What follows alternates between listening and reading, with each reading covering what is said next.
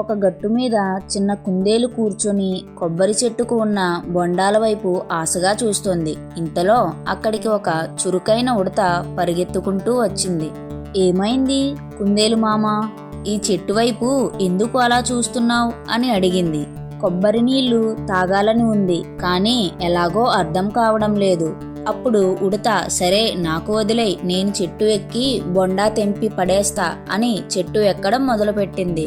చెట్టు ఎక్కి తన పళ్ళతో కొరికి కొబ్బరి బొండాను కింద పడేసింది. ఇప్పుడు ఈ బొండాను ఎలా తాగాలో అని ఆలోచిస్తుండగా కుందేలు, నాకు తెలిసిన ఓ వడ్రంగి పిట్ట ఒకటి ఉంది, అది బోండాకు రంధ్రం చేయడంలో సహాయం చేస్తుంది అని వడ్రంగి పిట్టను పిలిచింది.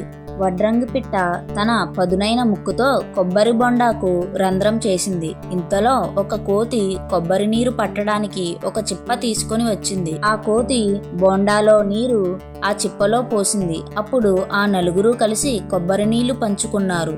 ఒక్కొక్కరిగా తాగుతూ చాలా ఆనందపడ్డారు. ఈ కథ యొక్క నీతి ఏమిటంటే, కలిసికట్టుగా పనిచేస్తే ఏదైనా సాధ్యమే. స్నేహం అంటే సహాయం, దానిని మనం పంచుకోవాలి.